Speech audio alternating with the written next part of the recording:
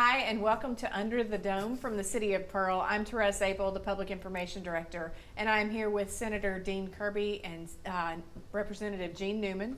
Sorry, almost said Senator Gene Newman. We've got some things to talk about this morning.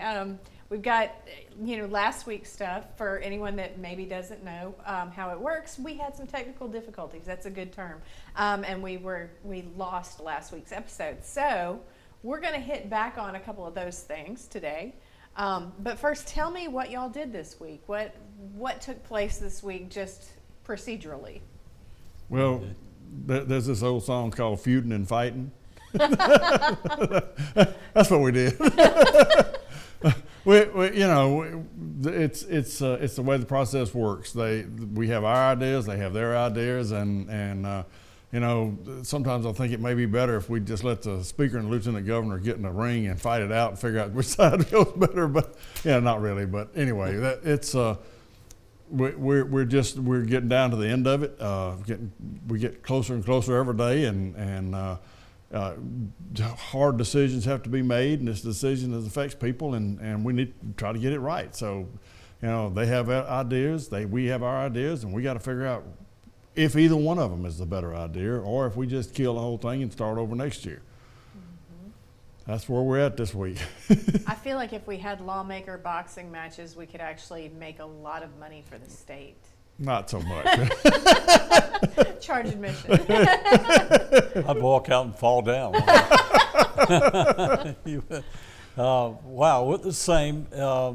But most of our feuding and fighting, as he says, is not with the House so much. We're feuding and fighting with each other in the Senate. I mean, don't get me wrong, different parts, we all get along very well. But different parts of the state have different interests. Even in the same county sometimes, in the House especially, where you have more members, you're not going to agree on everything. And what may be good for Scott County or Hines County or Simpson County may not be good for Rankin County, and vice versa. So we're not always going to agree, and we're not supposed to agree. Good deal. Not if we're doing our job, we're not supposed to agree on everything. Right, and I think the compromise is where it comes out the best for the state. Yeah. So. All right, great. Well, let's talk for a minute about, I know that they made the following appointments to the Joint Legislative Budget Committee. I'm reading here, and your name is first. Whoopee. Senator Kirby. There are 4 people. There's 7, I think, on the committee, and 4 are automatic. And of course, the lieutenant governor is automatically on it. Then the president pro tem, which is me, and then the finance chairman, which is Josh Harkins, who's also from Rankin County, which is a good thing, and then Briggs Hobson, the appropriations chairman, who does a wonderful job. Then the lieutenant governor picks 3 at large after that, and he tries to divide them up in different parts of the state. And if you'll notice, we of those 3, I think it's 1 Democrat, and then we have a lady Republican. So you see how he's trying, and then someone that he thinks has really done an outstanding job for the Senate, especially this year. And so that's kind of how those were picked. Now, I'm not sure how. I don't think he's even picked he's got the 4 in the House, but at the meeting the other day, the other 3 were not there, and we named them the day that we met. Yeah, they named them that day, but they I don't know why they didn't make it to the meeting, but yeah. Good deal. Now, what do we need to know about the budget committee? Have y'all set a budget? Well, and I'm trying to remember exactly. We've done a level, what we call flat or level budget. What we do, of course, as time goes on, we'll actually call agency heads in, and we'll talk to them about their needs and wants. And so at this point, we've just done a flat level budget with last year, and I think it's like 7.3 billion, which is a lot of money. But at this point, we're just level and waiting to hear from the agency heads and everything from the Department of Education to whatever. So great. Okay. Well, so we want to touch back on On two things we talked about last week. One has had some developments. One is where we were last week.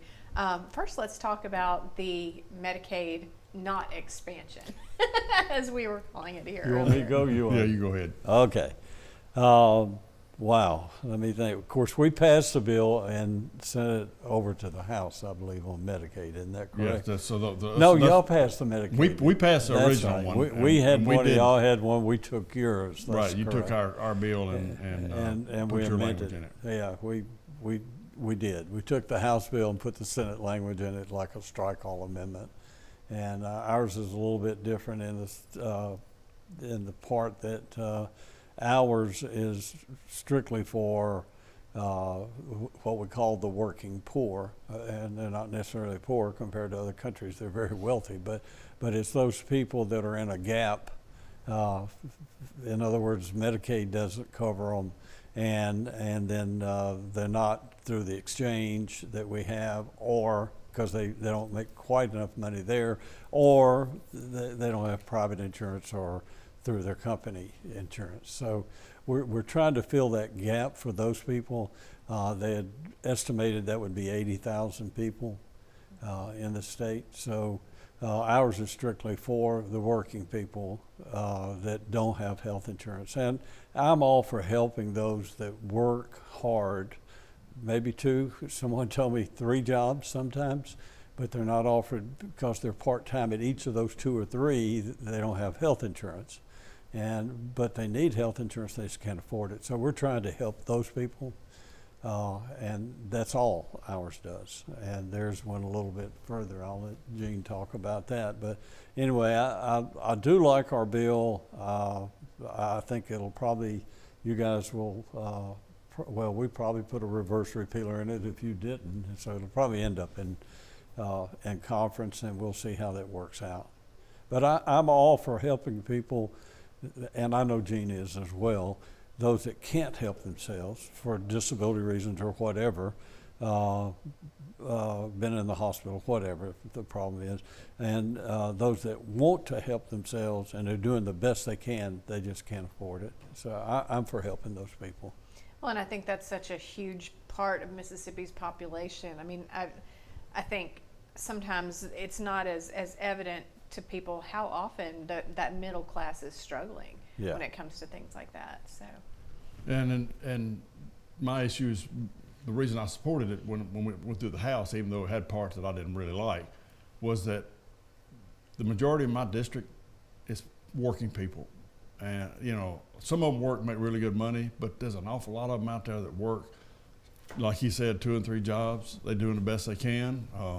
There's reasons that they can only work part-time here and there. There's reasons, you know, they're taking care of a parent, they're taking care of a child, something's going on at home that they can't work full-time, but they really are. They're just doing it at odd times, trying to make a living. So they don't have access to health insurance. If they miss a week of work because they're sick and they can't get any kind of medical help, then it throws them so far out of whack that they're verging on bankruptcy. So if we can help those folks have some kind of health care, then we need to try to do that, especially if it doesn't cost the state any money.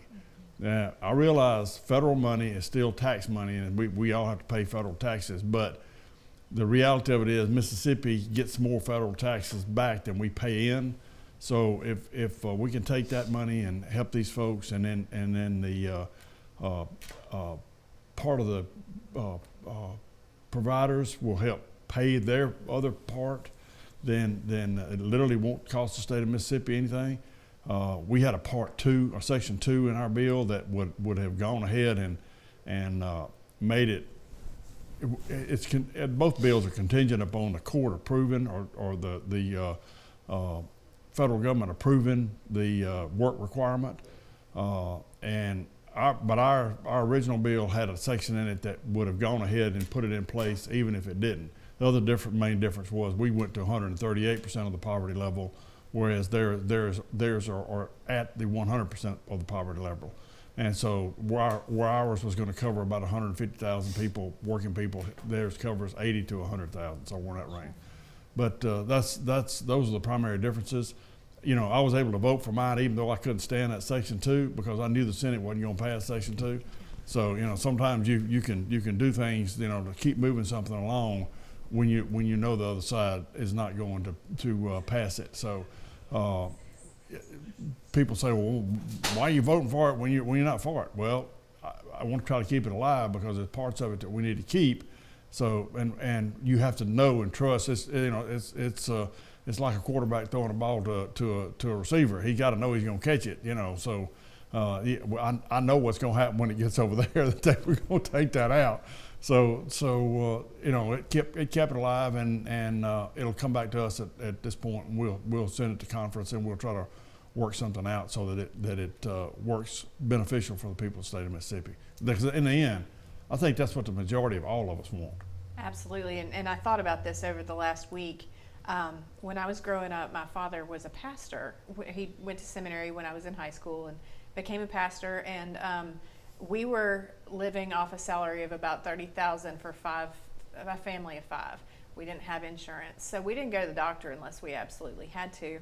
And I think the important part is that taught me not to go to the doctor. Even as a full grown-up adult with insurance, I don't go to the doctor very often because it built this thing in me that no, that's too expensive, and it's just a learned thing.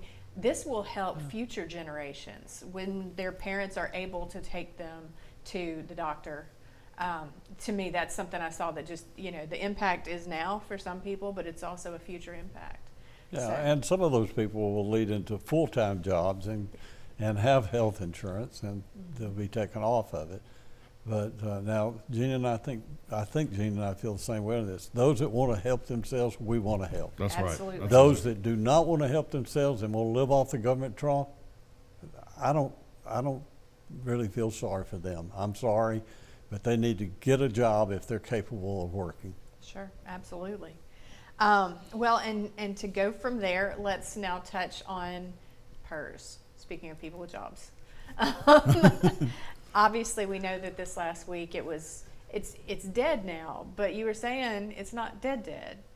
And it's not dead. Right. Tell us what that means. So dead means that it is, at this point in the game, it is not alive. That bill that was there is dead. However, there are other bills out there that this could be put into, that something could be worked out, and it could be put into so that's what it means by it's not dead. What means dead is we went sine die and left, and it's no longer alive. That's right. That's I've seen that exactly happen right. before, actually. It happens a lot. Yeah. I may have said this before, I'm not sure on the show, but we had a bill one time, several years ago, that we voted on that one issue. I can't remember, it was either 23 or 26 times. Every time there was a code section in a bill that was similar even, we were voting on it. And this one, we haven't gone that far, but I got a feeling that we probably will see it again. Now, again, we were talking, and we've talked multiple times about there's some misconceptions about what that was all about anyway. It is. Let's You run wanna through that talk, you for them want one me more to? time. So here's the misconception. This needs to be, everybody needs to hear this. The PERS board cannot do anything to retirement benefits. They can't stop the 13th check. They can't make the 13th check happen. They can't change your benefits. They can't up them. They can't down them. The PERS board has nothing to do with benefits. The PERS board does two things. First off, only thing that it can do is to raise the amount of money that employers have to contribute. Not employees. Not employees, just employers. Right. But the other thing that it does is that it's responsible for hiring the people who manage the money. That's their biggest job. That's their number one thing that they're supposed to do. They're not very good at it. The people that they hire to manage that money, they got $32 billion. $32 billion. You would expect the return on $32 billion to be at least $3.2 billion. That's 10%. But you'd expect that, but nobody's really getting 10% most of the time. but you would at least expect it to be half that, not $20 million. No, we lost $20 million. Yeah, that's what I was going to say. Yeah. That's $20 million that we lost. Oh. Yeah. And we paid that company that these guys hired over $100 million. Oh. So we paid $100 million to lose $20 million. And so we think we have a problem with PERS. I can't imagine why you would see that as a problem. Of course that's a problem. Well, and we've got people out there thinking that if this bill passes, that it would be the end of the world for, government workers.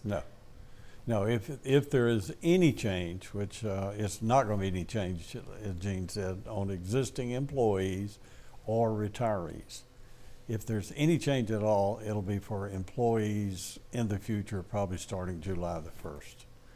So if you're going to get a state job, I suggest that you do it before July the 1st, because I think that's probably when it would go into effect, if it even passes, if it's even brought back up. But it died in committee in the Senate, and because it was so misunderstood. I think 1590 was the bill number. That's right. And everyone, we both got hundreds of calls and emails and text messages. And most of them, when I would talk to them, I'd say, now you realize, before we get started, let me tell you this, you realize that the board has nothing to do with your retirement. Do what? Well, your benefits are determined by the legislature, not by the board. The board does employers or state agencies and also schools and cities and counties, and then we do the employees and the retirees. No, I didn't know that. Yeah. And we're not changing it. And most of them are ready to hang up then at that point. And here's the kicker to it. The majority of the people say, we don't want the legislature involved in our retirement. We are involved in the retirement. We've been involved. We're the only ones that can change any of that. We're the ones that add the COLA, not the board. So and truly and honestly, they don't want the legislature doing that. They want a professional board making the decisions and telling us, saying, y'all need to do this, this, and this to make the thing solvent, rather than just telling us nothing. And I think if we do anything, people now have gotten to the point where they said, we want to keep our elected board. That's fine. Let's keep them. But let's let the governor, lieutenant governor, and speaker appoint a few, not the majority, but a few people that are in that business, investment bankers, whatever. Let those people help guide the others by saying, we've tried that. We had a company that did that. It didn't work, and here's why. These people aren't investment bankers. Good people. I've got good friends on the board, and they're not happy with me right now because they're afraid they were going to be replaced, but they're not. I don't think at this point, as far as the Senate's concerned, I don't think we're interested in replacing the board. I think we're very interested in adding a few people on there, and let the board still be majority elected by retirees and employees. Well, what I've heard kicked around is, okay, you want them elected, let them stay elected, but let's make them meet the requirements. Let's make them be CPAs, be attorneys, or and it doesn't have to have been when they were with the state. They could be after they retired and became an investment banker or whatever. So, let's make them meet some minimum requirements. Oh, coach was great, sixth grade coach back in the day, but that don't mean he knows anything about hiring somebody that does this kind of work. I would even be myself for grandfathering those that are in there already, where they don't have to meet the requirements. But again, they would be on the ballot as they would have been anyway with people that meet the requirements. Sure. Well, when you think about it, and no offense to elected officials, but just because you can win a popularity contest in some cases, it doesn't make you a CPA. Or it doesn't. It doesn't make you a good legislator either. Right. Well, fair enough. But I mean, I think if I was elected to something like that, I would be a disaster. Yeah. I would be like, can't we just give them more money? You know, and because that makes sense to me, but where's it going to come from? You got to know all that, the business of it to Yeah. understand it. So, okay. Well, but I know people are very glad to hear that the legislature, not that board, the board hasn't really done anything for the employees other than invest money, and they lost last year doing that. And several years, as a matter of fact, they've lost money. But they have had good years. They made money as well. And they're good people. The board, I'm telling you, there are some really good folks. But they need some guidance, it looks like. Sure. Good deal. Well, another thing we wanted to talk about today is, and we kind of touched on it earlier, but we've got House Bill 1644 and the Senate has passed it, which allows cities and counties to contract with more than one ambulance service. I feel like maybe at first glance this doesn't seem like a big deal, but when you're on the side of the road in a car accident and the nearest, ambulance is 60 miles away. Or on a call already. Or on a call already, yeah. So that, and what you're going along with what you're saying. In other words, if you're in rural Neshoba County, and you're having a heart attack or some other issue, and you're in an ambulance, and they only have one ambulance in the whole county, for them to be able to contract with a different service provider, it would help a lot. And City of Jackson, same issue. In other words, they could certainly help. We're in Pearl. We're so used to Pafford being so great that you blink and they're there. Most counties and cities don't have that.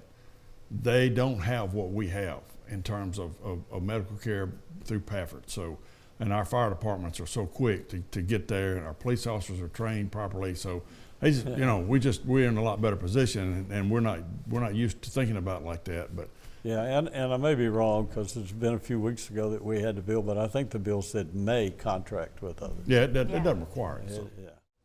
So another thing I think it's important for us to touch on, although again, it affects just a few people, but it's a few important people, and I think it affects people in every county and city.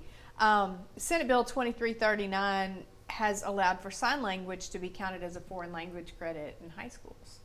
And I think that's wonderful. Yeah, talk to me about how we, y'all well, did that. we passed that, and I think every senator in there was saying, "Yeah, I wish I knew sign language." Every one of them, because we all know someone or someone in some family that we wish we could communicate with, and I just think it's great. I don't know if I had my doubts as should it count as a full credit or not, but still, it should. I think it should be something that's offered in the schools. But I think it ought to be. I think it ought to be offered as a full credit, because then you could watch State Reeves interviews and not have to turn off the volume.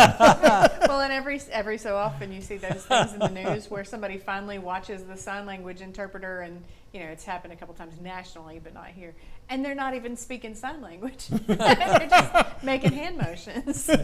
No, I think it's a great idea. I don't know who came up with that idea, but I think it's wonderful. Well, and I took French and Spanish throughout my time in high school and elementary. I haven't had occasion to use the French. The Spanish probably would have come in helpful if I would have paid attention, but I've had multiple times I wanted to use sign language that I couldn't. So you parlez-vous français and all that stuff. Un peu. We. I think it's something that's great. I think it's just as important, probably more important than learning a foreign language, because you're a lot more likely to use it here, and you never know when somebody is having some kind of emergency and needs somebody to talk to. You're standing in a store, something's going on, and I say that because recently I saw a situation where somebody was lost and they were trying to figure out how to drive to the next place that they were going, and there was nobody in the store that knew how to communicate with them. Yeah, and you think about, we just touched on first responders, but you think about different situations in which it is imperative that you communicate. Oh, yeah. Like you're in a car accident and you can't tell them what's wrong because they can't understand you. That's not your fault. There needs to be a communication there. Yeah. So that's exciting. That's fun, and that's definitely something I would have done in high school.